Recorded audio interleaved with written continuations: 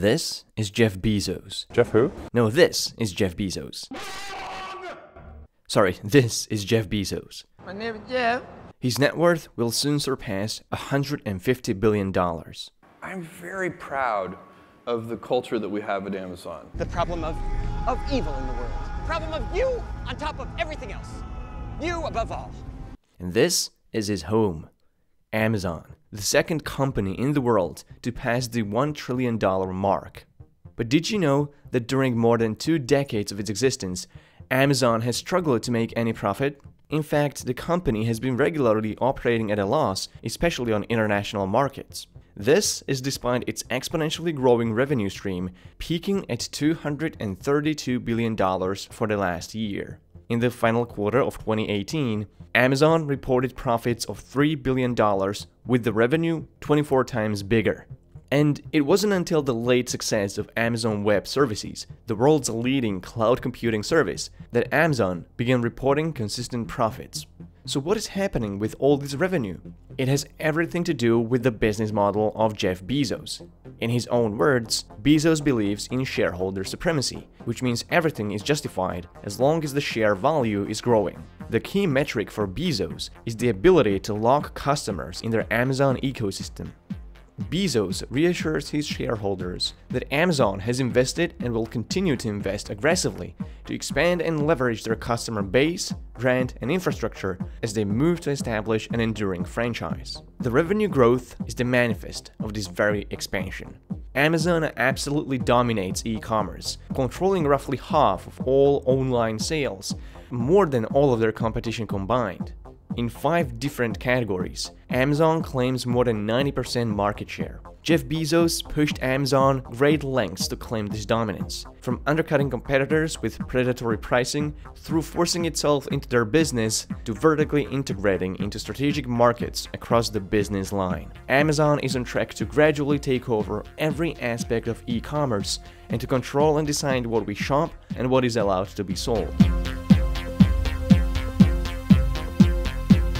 One of the first key steps for Jeff Bezos was to lock Amazon's grip on consumers. To lure more customers to stay with Amazon, the company launched Prime membership subscription for a flat annual fee of $79. By offering free 2-day delivery and ebook renting along with music and video streaming, about half of Amazon customers have been converted to Prime membership. On paper, this was an immediate success because on average, Prime members spend more than twice as much as non-Prime customers. But by 2011, estimates showed that the average annual cost of each Prime membership ranked up to $55 in shipping and $35 in streaming. This left Amazon losing about $11 per Prime customer. All in all, Amazon was losing about $1 to $2 billion a year on Prime alone. Not to mention that the expansion of Prime was happening right in the middle of the deepest recession since the Great Depression. But Jeff Bezos managed to persuade shareholders to stick with Amazon, and their stock prices went up by almost 300% in 2 years, when everyone else in retail was failing. So what made Amazon investors so loyal to the company that was losing profit during a heavy recession? It was Amazon's ability to lock down their grip on customers and claim a monopoly position on the market.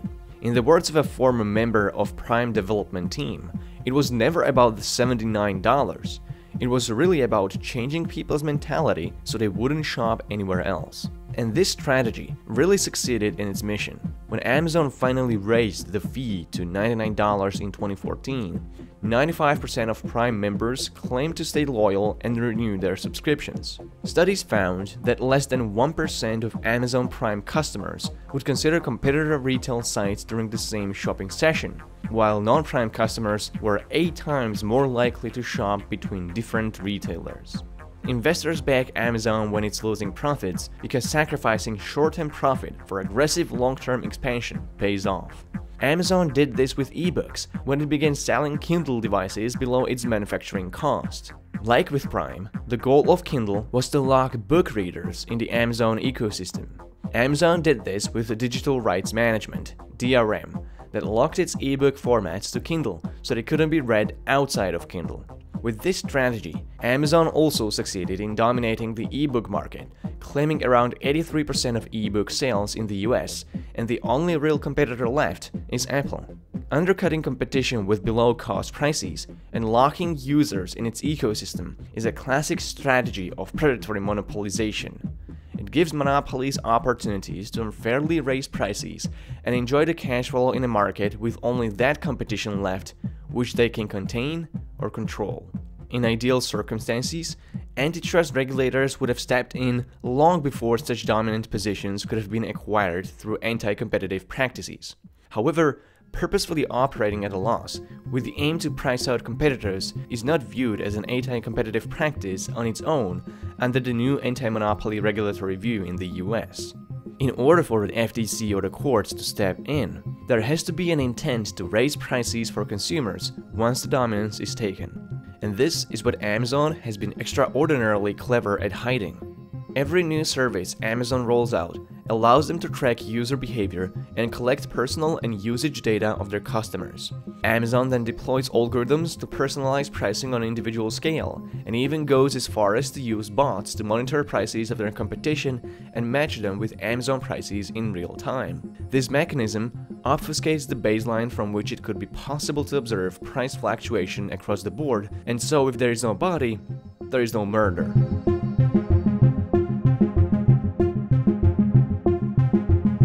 Obfuscating its true intentions allowed Amazon to vertically integrate into the markets on which its competitors were dependent on. It's not a coincidence Jeff Bezos turned Amazon into a marketing platform, a network for logistics and delivery, a book publisher, a hardware manufacturer, a fashion designer, a film and TV producer, a payment service, and a cloud service provider.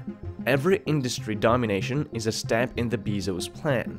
Amazon expands to these different markets by either acquiring key businesses or undercutting their competition with below-cost pricing if they refuse to sell.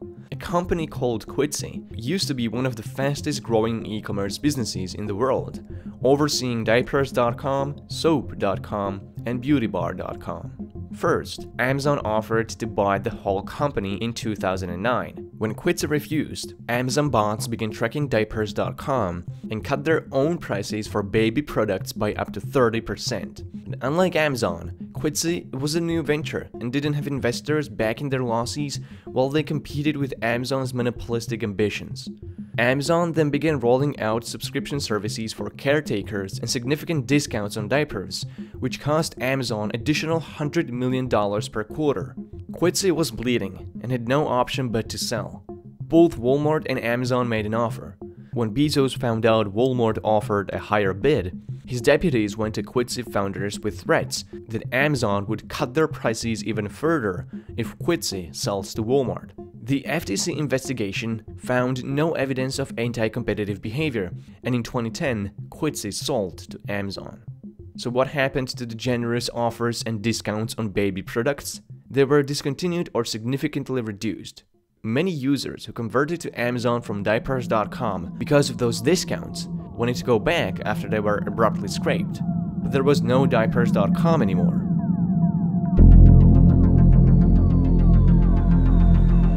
Amazon doesn't just compete with their competitors, it forces itself into their business.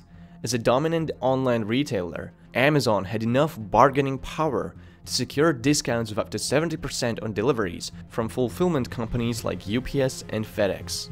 Amazon then used these discounted deliveries to pack them in its own delivery service called Fulfillment by Amazon. Because Amazon was almost bigger than the whole e-commerce industry combined, UPS and FedEx didn't have enough negotiating power over Amazon. To make up for the excruciating discounts requested by Amazon, UPS and FedEx began hiking their prices to other independent sellers. This created a paradox. Amazon's strategy effectively directed sellers to use Fulfillment by Amazon as it was cheaper than to use UPS and FedEx directly.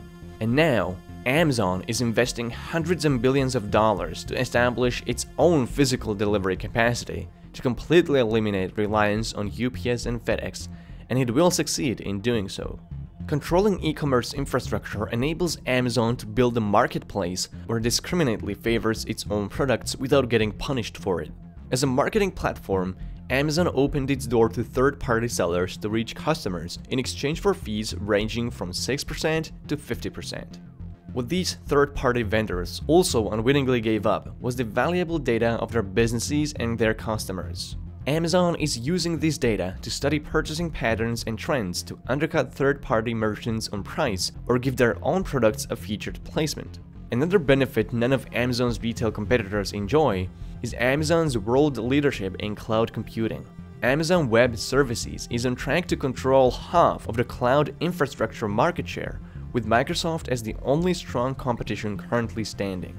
Many new startups rely on Amazon Cloud Service to deliver their services without committing to build expensive infrastructure on their own. But this also serves as an ultimate tool of industrial espionage that Amazon can use to learn about new emerging competition to acquire or undercut on price before it endangers its business. It gives Amazon a control over data none of its competitors have, and thus Amazon can enter new markets much more quickly and effectively than any other retailer out there. There is no real competition to Amazon left. There is no company quite like it. Amazon's path to become a global monopoly across different markets isn't just an anomaly. It was Jeff Bezos' intention from the very beginning. Monopolies destroy free markets, and with them the freedom to choose, not just as a consumer, but as a small business owner, a worker, an internet user, and a citizen. The best solution users of the internet can do right now is to support merchants, authors, developers, entrepreneurs, and vendors by purchasing their products directly from them, rather than going through an intermediary like Amazon. Sure, you might be getting a better bargain on Amazon, but the long-term cost of saving a few bucks now is unbearable. Decentralizing our economy away from monopolies back to middle class and small businesses is the only sustainable solution and is a responsibility of every individual participating in this economy. The story of Amazon domination isn't unique, but rather reflects the nature of the business model that's become a standard in Silicon Valley. It leads towards market domination and monopolization within the hands of the most aggressive corporations. The little convenience of economic centralization comes at a cost of small businesses, middle-class jobs, wealth distribution, privacy, free speech, and free market as a whole. Should we let Amazon monopolize one market after another? Or should we step in with drastic measures to protect what allowed Amazon to exist in the first place? It's time to have this conversation now.